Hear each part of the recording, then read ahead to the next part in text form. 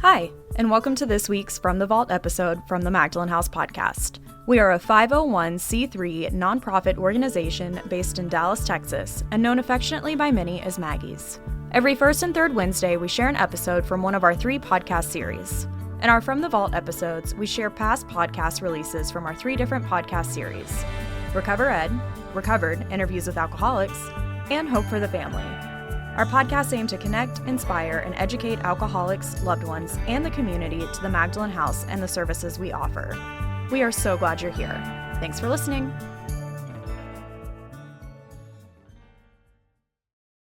All right, good morning, podcast listeners, Next Step participants, and Next Step graduates. My name is Stephanie Crawford, and I'm the program manager here of Next Step, as well as the host of this podcast. And so today we are going to be doing our series studying the steps. Now, in this series, we bring on recovered alcoholic women to share their personal experience with the Big Book, and knowledge of the Big Book to present on a specific step or steps. So today we are going to have our volunteer coordinator on, Kelly Williams, and she is going to talk to us all about Step 12. So I know you all are in for a treat. She is a cutest dynamic speaker with lots of passion and energy for the program. And so make sure you have your notebook, your Big Book, a highlighter. Who knows where this is going to go? I'm super excited to be here, and I'm going to hand it over to Miss Kelly Williams. Okie dokie. Hi, guys. My name's Kelly. I'm a grateful recovered alcoholic. My sobriety date is March 29th of 2019. And for that, I'm eternally grateful. And I never thought that would be possible. I always say that whenever I speak, just because I never thought that I'd be able to have any amount of time in sobriety. And so I'm really grateful that these steps exist and that somebody was practicing these principles in their daily life and was able to carry the message to me, because without that, I would not be here, probably on this planet.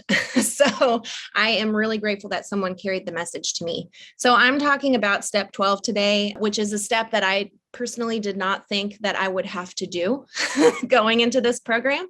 I had and still have some pretty bad anxiety. And so I thought that my sponsor would make an exception for me, and, I wouldn't have to go talk to other drunks. But then at around 2 months sober, I think maybe a little bit before that, she told me to start raising my hand and saying I was available for sponsorship. And I'm like, are you kidding? Like, do you know me at all? Because I don't think I can do that.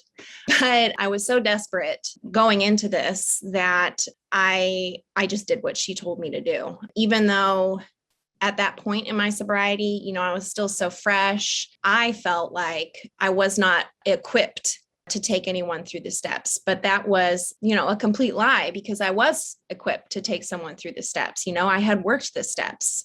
And all that's required of me to carry the message to other alcoholics is, I had a spiritual awakening as a result of the steps. And I was practicing those principles in all my affairs. So Step 12 says, having had a spiritual awakening as the result of these steps, we tried to carry this message to alcoholics and to practice these principles in all our affairs. So one of the things that, I didn't understand this step at all, really. I didn't really understand a lot of the steps going through them. I just did them. I just did what my sponsor told me to do. But this 12th step, I was really confused about, because number one, I went into this just to, to stop drinking, right? I thought that sobriety was the goal, right? But this is telling me that it's not. It's having had a spiritual awakening. And it doesn't say having, had some time of sobriety. As a result of these steps, we tried to carry this message to alcoholics. It's having had a spiritual awakening. And that really confused me because, I grew up in the church and in a religious family, and I knew about spirituality and having spiritual experiences and stuff like that. But I felt when I got to this step that I hadn't had one. I thought, what was supposed to happen was I would have like this burning bush moment or like a come to Jesus moment or something like that. And I hadn't experienced something like that. And so thankfully in the big book, in the very back of the big book, in the appendices, it talks about what a spiritual experience is. And I'm really grateful that that was added in there because it clarified so much for me. Some people I know, when they go through the steps, they do have like this, like really clarifying moment where, their perspective is suddenly changed and like it's a magical experience. But for me, that change was much more gradual and I didn't even notice when it happened. And so it says spiritual experience. Hold on, I'm going to find it. Okay, so it says among our this is on page 567 if you have a 4th edition. Among our rapidly growing membership of thousands of alcoholics, such transformations, though frequent, are by no means the rule. And that's talking about like those sudden spiritual experiences. Most of our experiences are what the psychologist William James calls the educational variety because they develop slowly over a period of time. Quite often, friends of the newcomer are aware of the difference long before he is himself. He finally realizes that he has undergone a profound alteration in his reaction to life, that such a change could hardly have been brought about by himself alone. What often takes place in a few months could seldom have been accomplished by years of self-discipline. And it goes on to talk a little bit more about the spiritual experience and a spiritual awakening. But I found that my spiritual awakening was definitely more along the lines of like an educational experience, because the longer I practiced these steps, the more I went through the steps, the more my eyes were opened and the more my perspective on life changed. And so I am really grateful that they added that spiritual experience in there because I thought I was missing something. And it says that I had to have a spiritual awakening as a result of the steps, but from what my little understanding of what a spiritual awakening was, I felt like I was, that's one of the reasons why I felt I wasn't equipped to carry the message. But after I learned more about what a spiritual awakening was, then I realized, oh, okay, my perspective on life has changed. I can do this. So it also says that it is the result of these steps. It is the result of these steps. Like, this is my goal in doing these steps. It's not to stop drinking, it's not to mend my relationships. It's not to fix my financial problems. My goal is to have a spiritual awakening. And let's see, in practicing these principles in all our affairs, I can't carry the message if I'm not practicing these principles in all my affairs. Because what I'm trying to do is I'm trying to carry the message about how I had my spiritual awakening. And I had my spiritual awakening by doing these steps. If I'm not practicing these principles, if I'm not practicing steps 10 and 11 and then 12 every day, I can't expect any sponsees that I have to do these things if I'm not doing them myself. And so, it's really important for me to practice the principles in all my affairs.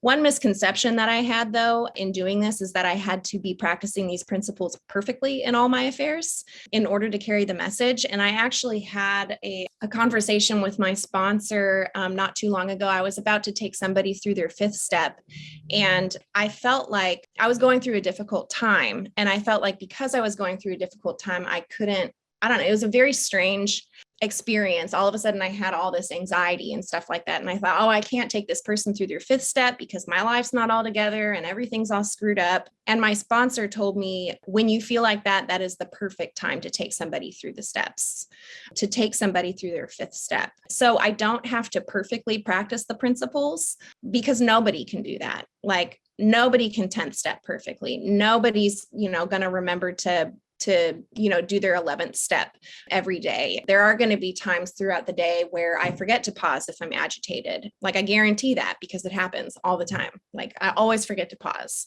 But the point is that I'm trying. The book says it's progress, not perfection, right? I'm never going to be perfect at these things. I think that's like the beauty of it because I can achieve and maintain sobriety and have these beautiful spiritual experiences while being this fallible human being, which I think is fabulous, And then carrying this message to alcoholics. Like I said, I did not think that this would be required of me. And I didn't necessarily understand At first, I don't know why this got into my mind, but I felt like carrying this message to other alcoholics, practicing step 12 was doing things like volunteer work. And I know I'm the volunteer coordinator at the Magdalen House, but I always like to make the distinction when I take people through volunteer orientation that coming here and volunteering, like cleaning yoga mats, that's one of the things that I did when I first started going to Maggie's, is not 12-step work. It's service work, and it's really good to do. Like, it gets me out of my head. It makes me focused on other people, but it is not 12-step work. 12-step work is carrying the message to other alcoholics. 12-step work is meeting one-on-one with an alcoholic person. 12-step work is having a commitment, going to that commitment and just carrying the message. And it doesn't necessarily mean that, I'm always going to have sponsees. At this moment, I don't have any sponsees. What it means is that I am seeking out drunk women and trying to carry this message. When I first got sober, I know this is all over the place. I'm sorry if it's like. No, it's so great. Okay. Yeah. When I first got sober, and I started raising my hand, I actually went to carry the message at the treatment center that I went through, which was very strange because some of the people that I went through treatment with were still there. And so I was going back like as this recovered alcoholic when they saw me when I got to treatment, and I was, terrified and, I, just not knowing what the heck I was doing. So I came back to this treatment center and I was able to start carrying the message. And as soon as I raised my hand, the first week that I went back to carry the message there, I raised my hand. I didn't even speak, but 2 people approached me and asked me to sponsor them. And that was scary to me because I'm like, I didn't even say anything. Why do you want me to sponsor you? But looking back on it, and after having talked with my sponsor about it, she said, God probably thought you were going to get drunk, so he wanted to make you busy right away, And so taking those, talking to those women, I didn't take them all the way through the steps because they ended up dropping off, and not contacting me, which happens frequently. But, I had this, and I still do this like plan of action here in working with others that tells me exactly how I can talk to the newcomer. It tells me exactly what to do when I first meet with the person, my very first meeting. And then it tells me what to do in my second meeting with them. It tells me what to do if they have family. It tells me what to do if they have financial problems. So going into that and raising my hand for the first time and offering myself up for sponsorship, I had everything that I needed. And that's not to say that I didn't make mistakes, because I definitely made mistakes in especially my first few sponsees that I had, and I still make mistakes today. Like, I remember when I met with my first sponsee, I talked to her for way too long and was trying to convince her to do this program. That's not what I should have done. And I know that now, but it was a really great learning experience. And another really great learning experience was coming to terms with the fact that me making a mistake, or a sponsee dropping off the face of the earth, or a sponsee successfully working through all 12 steps, that is completely out of my control. I can't cause anyone to get drunk, and I can't cause anyone to get and stay sober. That is all God. My only responsibility is to carry this message to alcoholics and practice these principles in all my affairs. But when talking about carrying this message and feeling like it was not required of me, the more I read this book, the more sentences and paragraphs pop out that convince me otherwise, that it's a non-negotiable part of the program. It tells me on page 159, it says, though they knew they must help other alcoholics if they would remain sober, that motive became secondary. It was transcended by the happiness they found in giving themselves for others. So I must help alcoholics if I want to remain sober, if I'm an alcoholic of the hopeless variety. It also says on page 156, but life was not easy for the 2 friends. This is Bill and Bob. Plenty of difficulties presented themselves. Both saw that they must keep spiritually active.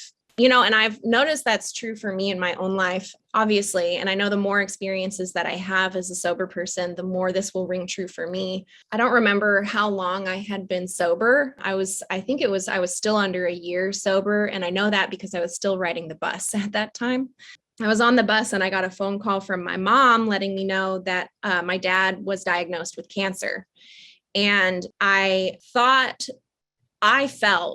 like the world was ending. Like I just did not know how to react to that. And I remember it was like an hour-long bus ride. Like I got off the phone and I had to sit and stew with that for an hour. And during that time, I didn't pray. I didn't know what to do, And so when I got home, when I got off the bus, I called my sponsor and was sobbing into the phone to her. And she really set me straight and basically said, "You're making this about you. Go help somebody else. Go help an alcoholic. Pray about it. Go help another alcoholic." And so that's what I did. I got home and immediately got on the bus to Maggie's because that's what my sponsor told me to do. And I am grateful that she told me what I needed to do instead of what I wanted to hear. What I wanted to hear was, "I'm so sorry. That's so tragic. Why don't you go take a nap or cry or eat some chocolate or whatever." What I didn't want to hear was, "Go help another alcoholic." But that's exactly what I needed at that time, because otherwise I would have done exactly what I did in that entire bus ride home, which is think about myself, how sad this is for me. What am I going to do? How can I help my family? Stuff like that.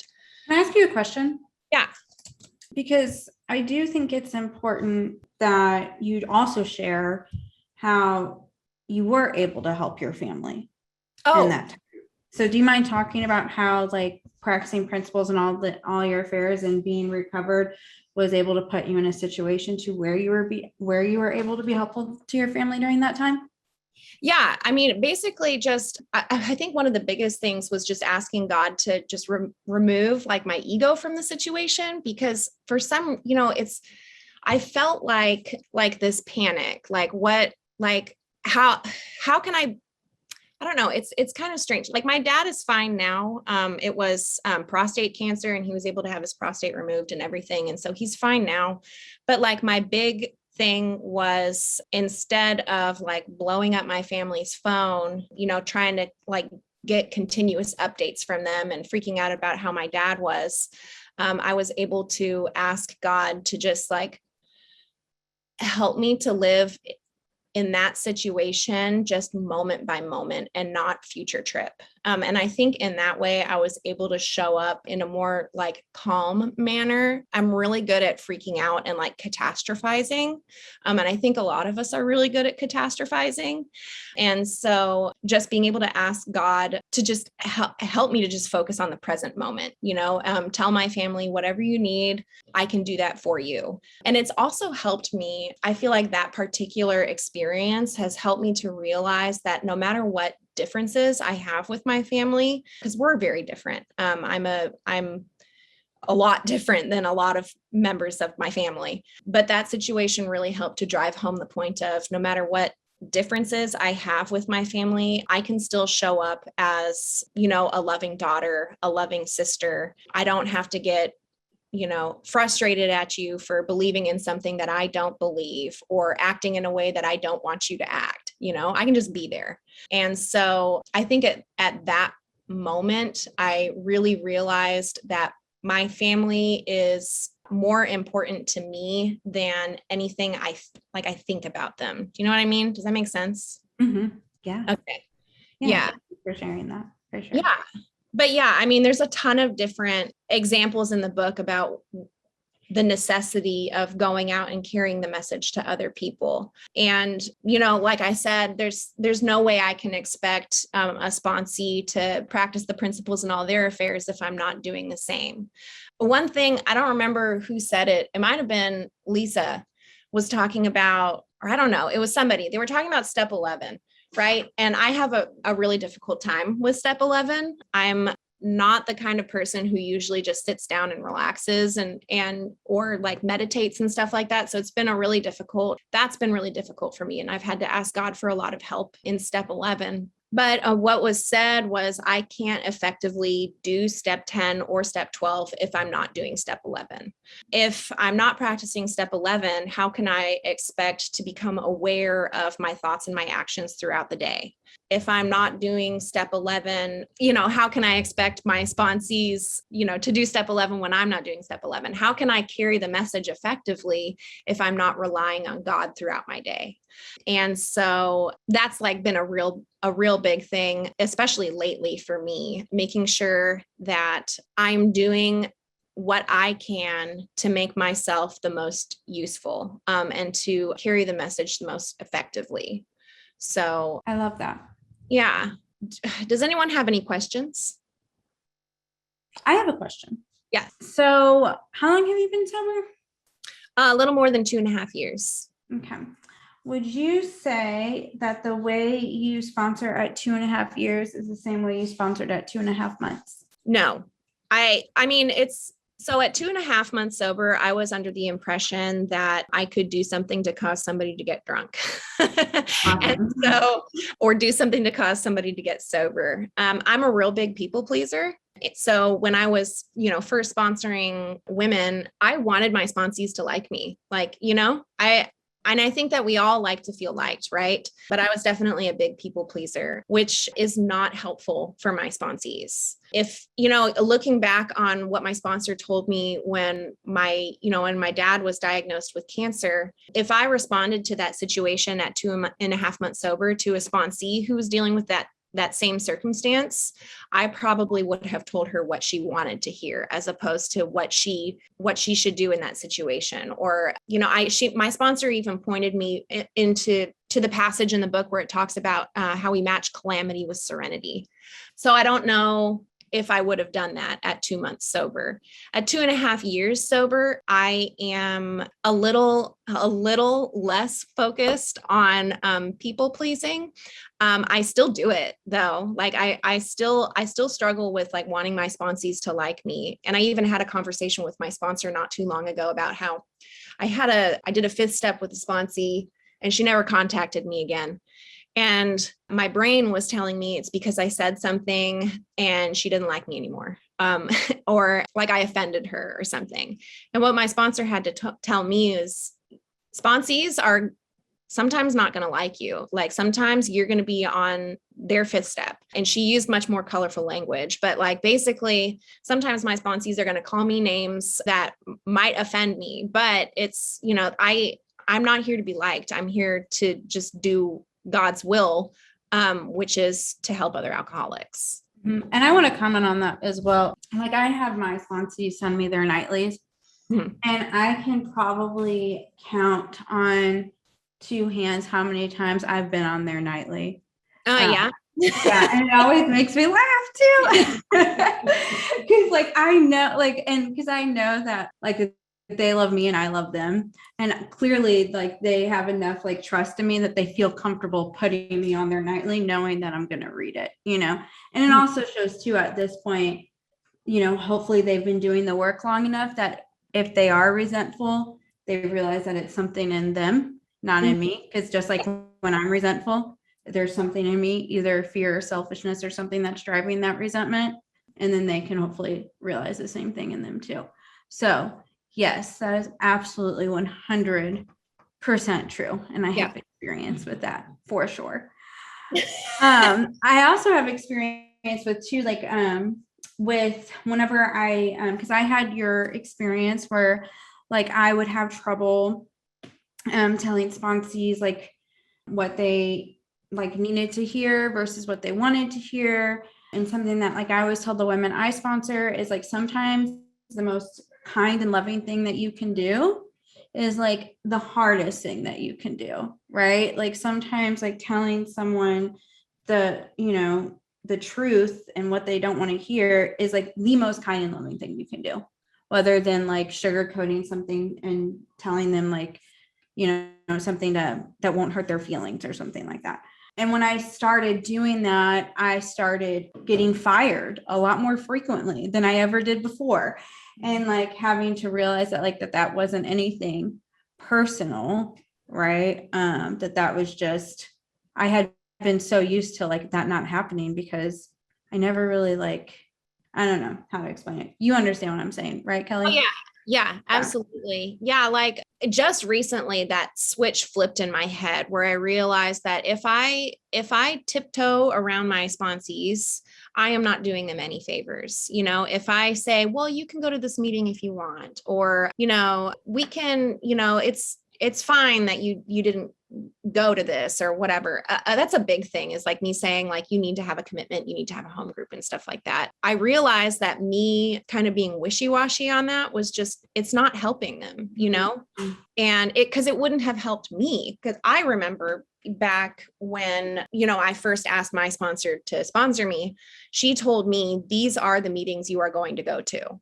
I realized I hadn't been doing that. And so I realized, just recently that I need to, kind of change my tactic, because that's how my sponsor sponsored me. And I want to be able to do the same for other women. So, but yeah, I remember there was a point in time where I was sponsoring this woman and she wouldn't do anything that I asked her to do. And so it was really difficult, but like, I basically had to tell her, like, if you're not willing to do what I did, if you're not willing to do whatever it takes, I don't want you to think that, like, you're not doing the steps if you're not willing to do, what it is, whatever, I didn't want her, thinking that she was doing the steps and that I was sponsoring her if she wasn't doing anything out of the book or anything that I asked her to do. So, and then she did end up drinking again. And, me at 2.5 months sober, I would have thought that I caused her to get drunk. But at that point, I think I was like a year sober. And I realized that she just needed to really experience her step one again, Yeah, so yeah. Absolutely. And like my sponsor, like really like kind of like hones in on me that like, you always want to leave yourself in a position to be helpful later. Mm-hmm. And so like, I feel like it's important to like always tell your sponsees the truth, but you can always deliver it in a way that they can hear it. And like somebody may need something like more of a really like blunt delivery, where like other people might need it to be more on the softer side, but either way, like you're still telling them the truth. Mm-hmm. And like my sponsor's really she's helped me with that a lot, because like you always want to remain in a place to be helpful later. And like, letting them know that, if you do relapse, it's not because the 12 steps don't work or there's not a higher power out there. It's that you're being closed-minded to the direction that I'm giving you and unwilling to take the action. Whenever you are willing and you are open-minded, like I'm totally here for you. Absolutely. Yeah. Yeah, absolutely. I've had that experience too. Definitely. Yeah. I remember one of the things, like I definitely approach different sponsees differently, depending on the situation, and so, yeah, I completely agree with you. Mm-hmm.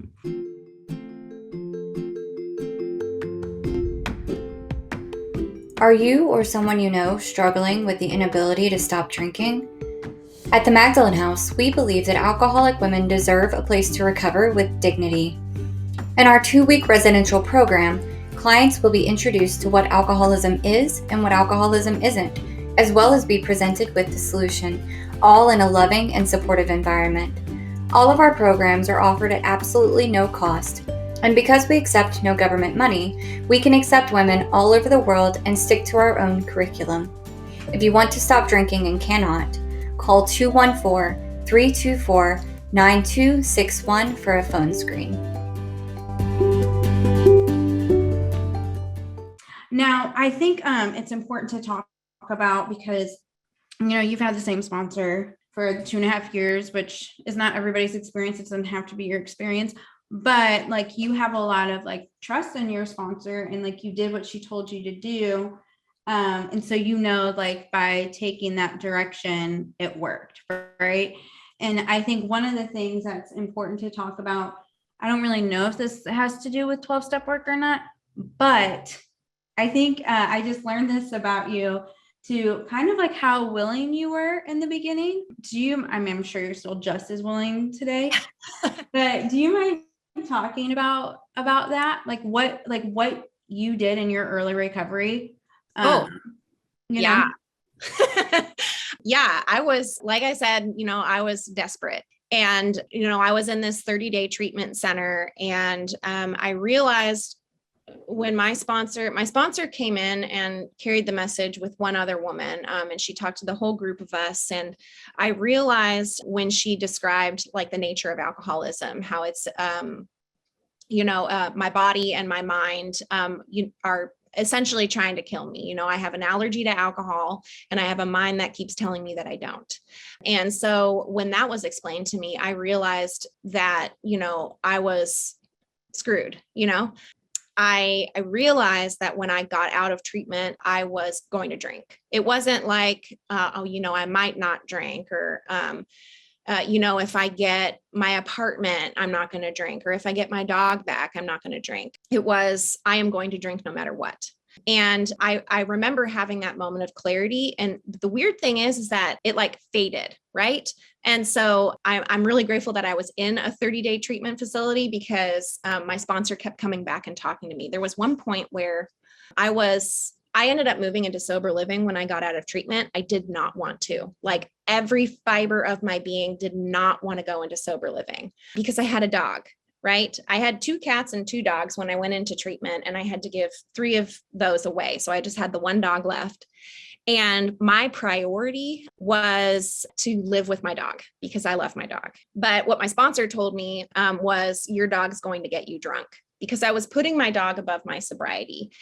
And when she said that, I got real mad at her. I was like, no, you don't know what you're talking about. My dog is awesome. And But the longer I sat on that, the more I realized, yeah, my dog was going to get me drunk.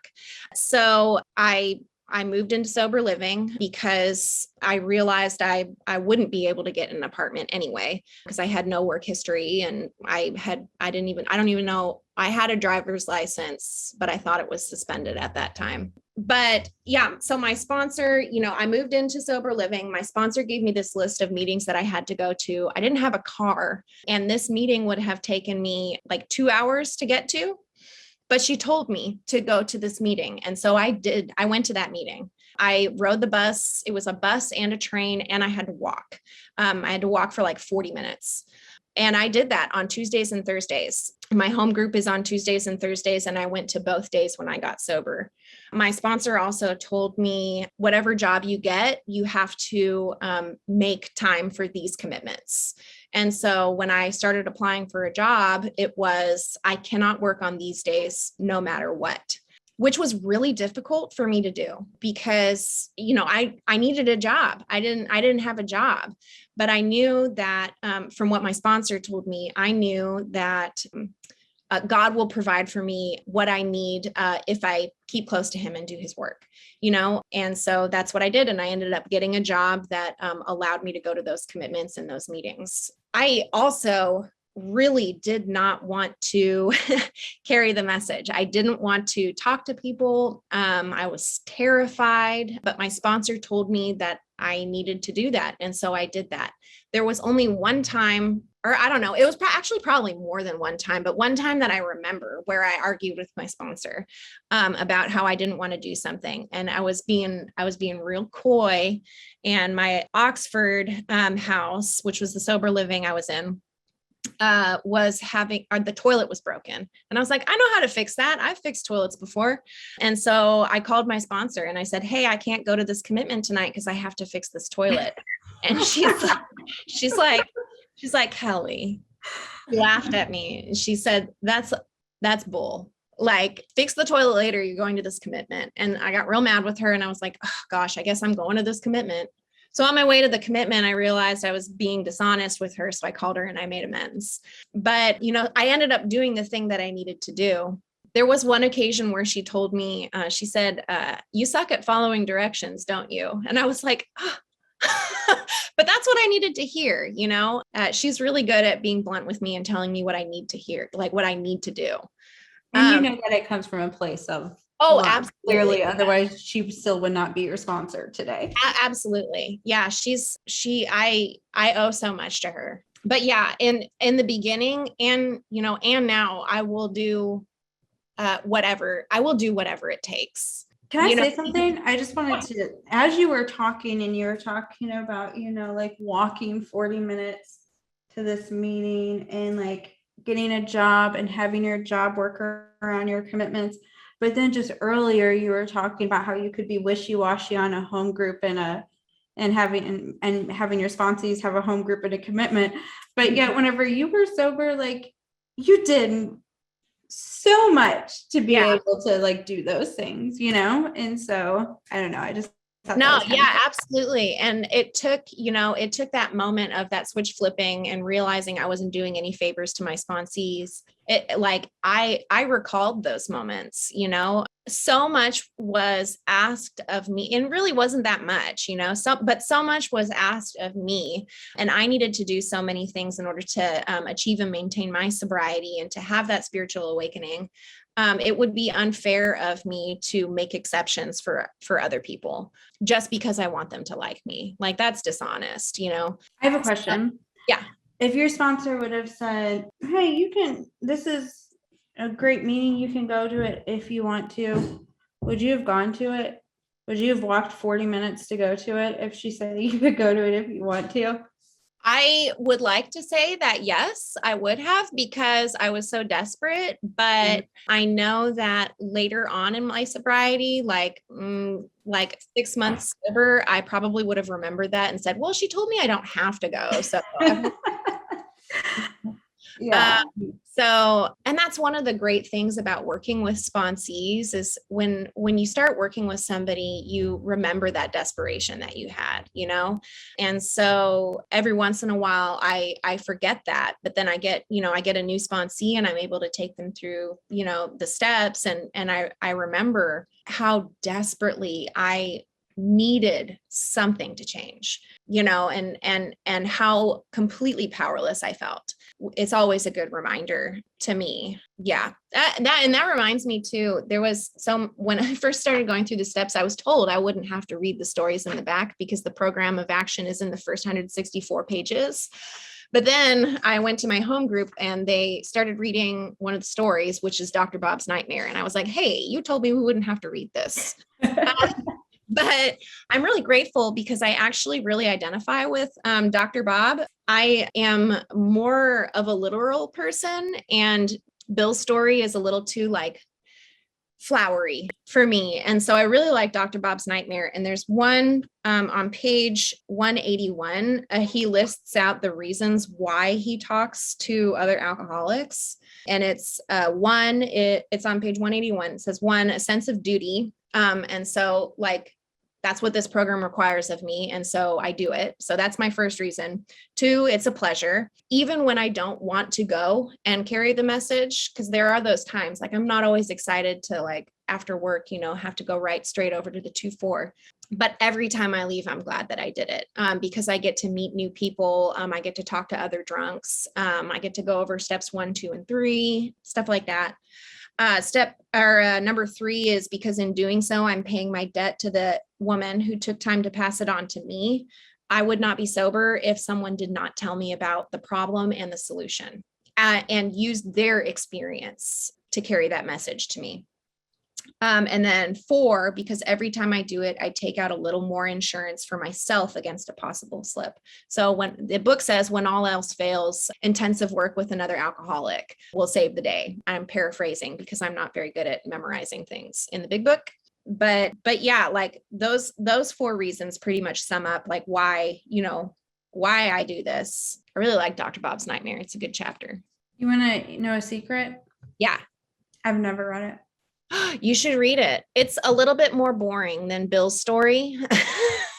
I've never read it because it's not in the first 164 page. I know. And I felt so betrayed when my home group's all right, we're starting on Dr. Bob's Nightmare. And I'm like, are you kidding me? I felt so betrayed. I felt betrayed. No, I know. I need to read it. I really, really do, Yeah, that's the only story I've read in the big. I'm not a reader. And so it's the only story I read. He's one of our founders. I should definitely read it, but all good. I'm so selfish. I'm I don't need to read that. what am I going to do? Just read it in my spare time, Yeah, whenever you've got any free time you might have. Yeah. But no, now like I feel like I have to for sure. Well, so I wanted to ask you, one of the questions that we would ask in Next Step is, are you currently sponsoring? Like, do you have any active sponsors? Are you actively sponsoring? Like, do you have any sponsees? And if so, like, what are you doing for them? Mhm. And the reason why we say that, and I preface that is because like, if like it says intensive work with another alcoholic, right? Like that's like, this work is supposed to be intensive.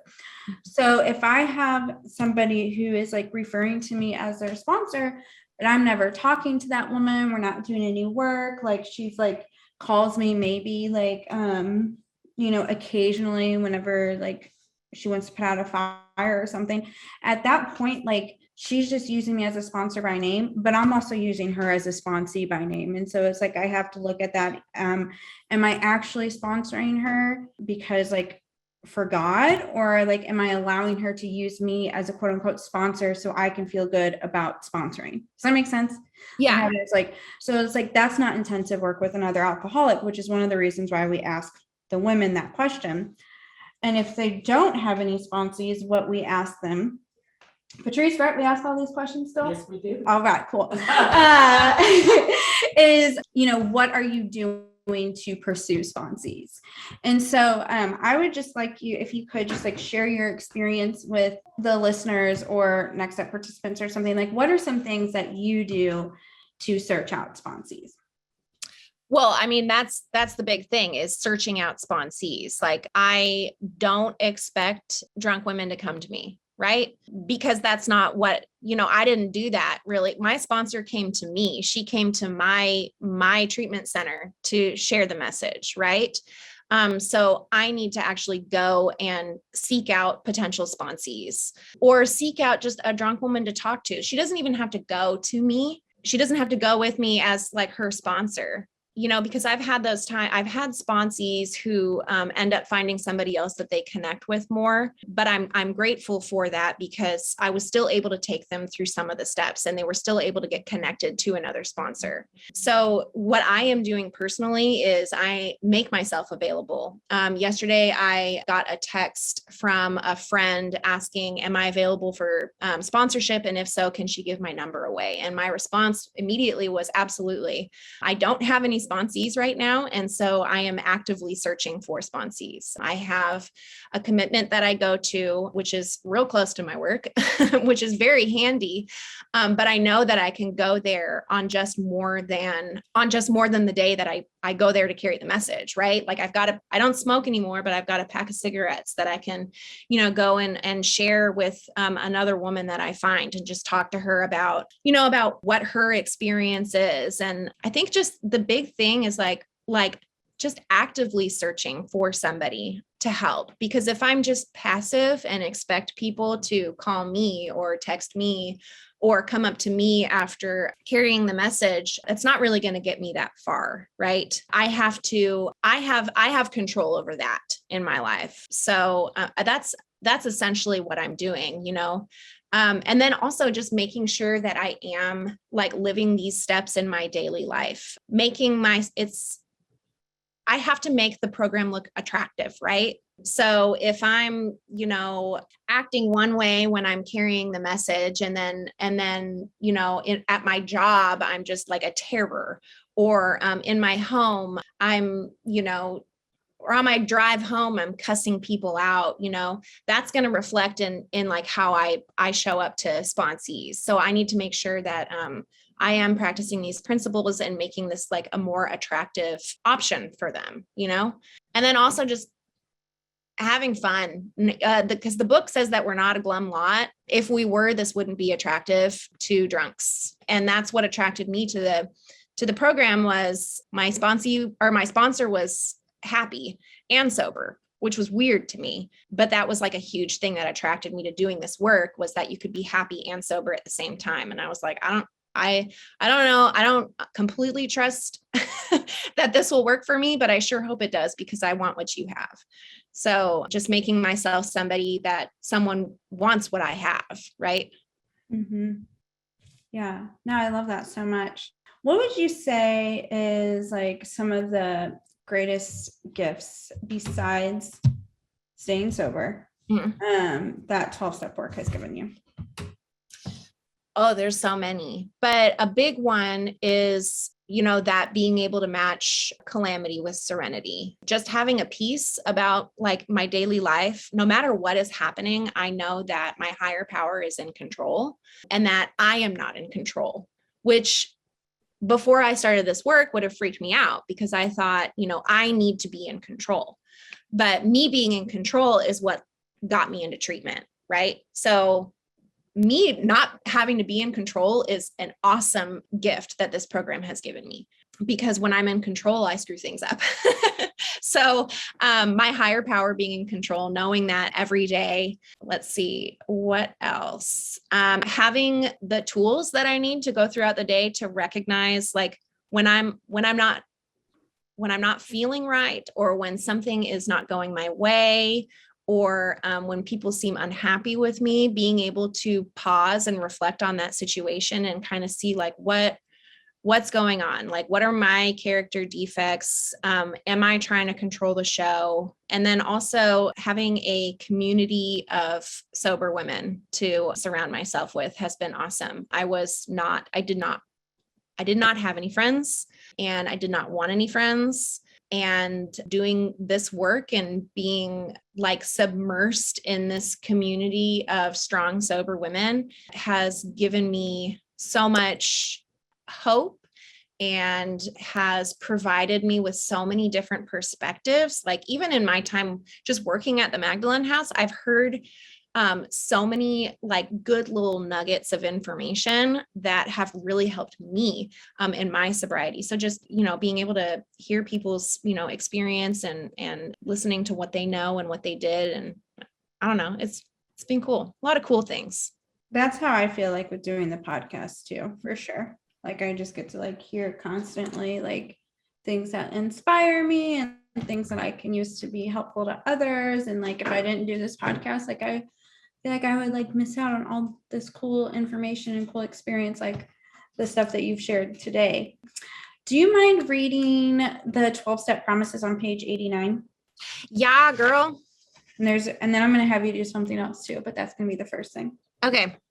So on page 89, working with others, life will take on new meaning, to watch people recover, to see them help others, to watch loneliness vanish, to see a fellowship grow about you, to have a host of friends. This is an experience you must not miss.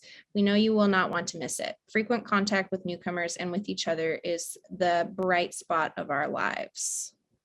Awesome. So whenever you were talking about like how you used to not have any friends and all that stuff, like it was just that's like immediately what I was thinking of is like the 12-step promises, like being true in your life today, which I thought was absolutely beautiful.